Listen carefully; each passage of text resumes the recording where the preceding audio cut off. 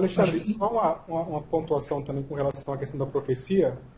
É, no caso, por exemplo, se a gente vê algo que a gente entende como sendo errado diante do que a Bíblia diz, né? E a gente denuncia, a gente está profetizando mesmo sem ter o dom da profecia? Ou não? Eu não sei, eu acho que eu não entendi sua pergunta. Por exemplo, se a gente tem entendido o conceito de profecia como falar sobre um fato, né? Que, por exemplo, está errado diante da que a Bíblia ensina. E qual que seria a correção desse fato à luz das Escrituras? Assim, bem a grosso modo, né? A minha pergunta é o seguinte: se eu não tenho dom de profecia, mas se eu faço uma denúncia contra o sistema, entendendo que está dissonante a palavra de Deus, eu estou agindo de forma profética ou não tem nada a ver uma coisa com a outra? É uma boa pergunta. Eu tenho algumas coisas que eu posso comentar, mas eu gostaria de saber o que os outros pensam também. Eu acredito que o fato de você, vamos dizer assim, apresentar a sua divergência em relação a uma afirmação feita, seja ela feita em tom autoritativo, seja ela feita em tom opinativo, por parte de quem quer que seja da igreja, não necessariamente te caracteriza como profeta, mas te caracteriza como um cristão consciente que expõe a sua opinião. A palavra se torna profética quando ela revela o oculto, ela denuncia um pecado, ela expõe uma injustiça, ela propõe uma esperança. Nesse sentido, ela assume uma atitude profética, mas não necessariamente o dom profético. Eu diria, são duas situações distintas. Nem sempre o profeta fala e o que ele fala é profecia. Segunda coisa, nem todo mundo que fala necessariamente vai falar profecia. Mesmo que denuncie alguma coisa num determinado momento. Pode ser que naquele momento ele está tendo uma atitude profética, mas o seu modo de vida, a sua atividade constante não é uma atividade de profeta. Não sei o que vocês pensam dessa minha elocubração. Eu penso parecido, Marcos, porque na minha perspectiva, o profeta, como não é algo, na verdade é inato, né? Eu ia dizer, não era nato, é inato. Tô de volta. Bem-vindo, irmão. Tá na internet aqui. A gente está respondendo a pergunta do Leandro se toda denúncia de injustiça pode ser considerada como profecia. Então, Leandro, eu penso assim, já que não é esse algo que você nasce com ele, que você desenvolve, mas é algo que é dado por Deus, se aquilo que você denuncia, porque geralmente a gente está muito ligado a essa ideia de profecia como uma experiência sobrenatural em que você é tomado por Deus em um momento de êxtase ou através de uma visão e você consegue vislumbrar coisas, que as situações se esclarecem e aí você fala em nome de Deus. Basicamente, de duas maneiras. A primeira, denunciando o pecado. O que é o pecado? É toda atitude ou disposição das pessoas de se afastarem ou que as afastam daquilo que Deus desejou para elas. E no caso do Antigo Testamento é a aliança, aquele pacto com Deus. Então qualquer coisa, qualquer situação, seja um conflito interpessoal, seja um conflito nacional ou internacional, que foge daquilo que Deus gostaria que as pessoas vivessem em termos de justiça, em termos de relacionamentos saudáveis, em termos de paz, é esse pecado que o profeta denuncia. Mas ele anuncia também a restituição, a renovação desse pacto, através de um processo de arrependimento e de assumir novamente o compromisso com esse pacto. Então, se esses dois aspectos estão presentes naquilo que uma pessoa disser a respeito daquilo que ela vê no tempo dela, no ambiente em que ela vive, para mim pode ser considerado como profecia.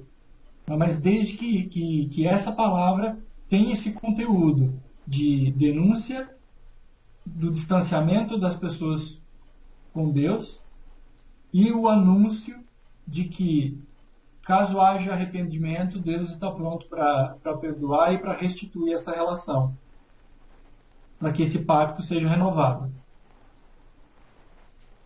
Agora, não sei se eu respondi a sua pergunta, mas para mim eu acho que isso pode ser considerado como profecia. Mas assim, isso quer dizer o seguinte, que nem toda denúncia de injustiça é necessariamente uma profecia. Para mim, a profecia ela tem que estar necessariamente ligada a esses dois aspectos que eu falei, que aí é uma questão de fé também, não é só uma questão de ideologia.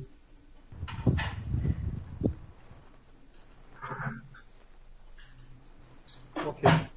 Não, perfeito. Eu compreendi, Alexandre. Eu só acho assim um pouco complexo a gente identificar se uma denúncia contendo essas características todas que você mencionou de profecia é uma denúncia com a chamada para arrependimento ou se é algo feito por alguém que realmente recebeu o dom da profecia, entendeu? Mas também acho que a gente não tem resposta para isso. Né? Não, só para esclarecer esse ponto de dom da profecia, para mim, aquilo que a gente chama de dom da profecia não é algo constante e permanente. Para mim, pode ser algo temporário. Se a gente entende profecia como a dotação de Deus, a capacitação de Deus para que a pessoa fale em seu nome, isso não quer dizer necessariamente que a pessoa vai viver a sua vida inteira com esse dom.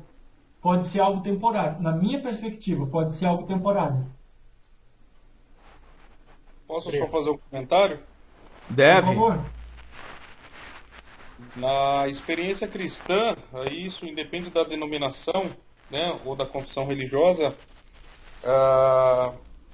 eu percebo o dom da profecia, sim, como dom, para algumas poucas, mas muito poucas pessoas.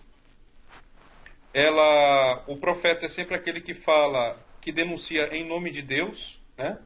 Por isso que é diferente de um sindicalista, quando denuncia alguma coisa, ou de qualquer outra pessoa. Mas, salvo algumas raríssimas exceções, os profetas sempre terminaram mártires, sempre foram mortos, sempre foram calados com a morte. Então, acho que esse é um grande sinal do dom de Deus, né? Talvez a morte seja esse sinal de que aquele ou aquela foi um profeta. Ou seja, o martírio valida a mensagem. Eu vejo um pouco nessa perspectiva. O João Batista não foi diferente disso, né? E tantos outros cristãos, né? E se a gente olhar no Antigo Testamento, a gente encontra também, mesmo entre os judeus, os profetas que foram mortos. Cacilda, vou parar de achar que sou profeta, viu? É porque paga-se um preço, né? Paga-se um preço pela profecia, né? Eu não me lembro quem disse, não sei se foi o Pondé, né? Que se a gente falasse a verdade o tempo todo, todos os homens morreriam, né? E o profeta é aquele que vem cutucar a ferida, né? O profeta é o ministério do incômodo. Ele vem para incomodar, ele não vem para trazer paz, né? Ele não vem... Ele talvez é bem aquela mensagem de Cristo, né? O profeta traz espada, ele traz divisão, né? Ele não traz a bonança, a paz, né? Ele incomoda. Uma coisa que eu sempre digo é que, por exemplo, quando a gente fala boas novas, né, o evangelho, esse anúncio de boas novas, a gente quase sempre pensa na perspectiva positiva, né, que é a boa notícia. Mas se a boa notícia do Evangelho, do Novo Testamento, é aquela de Lucas, no capítulo 4, de anunciar a salvação aos pobres, vista aos cegos, saúde a quem está doente, ela é má notícia para todos que geram esse tipo de situação ou para todos que se aproveitam das pessoas nessa situação. Ou seja, o evangelho, a boa notícia, ele é ambíguo, assim como a palavra do profeta também é ambígua.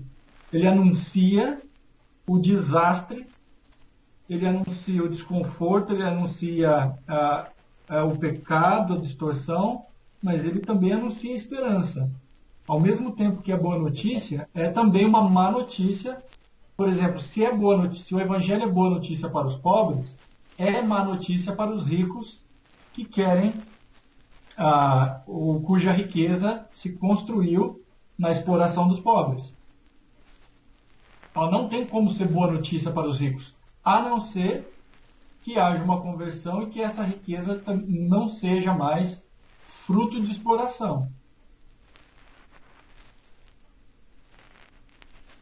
Eu acho que esse paradoxo está na cruz, entre os dois ladrões, um que rejeita e blasfema e um que aceita. O evangelista parece que estava preocupado com essa dupla dimensão do evangelho. Um evangelho que condena e o evangelho que salva. É a mesma palavra, a mesma circunstância, no mesmo momento em que duas reações diferentes são apresentadas.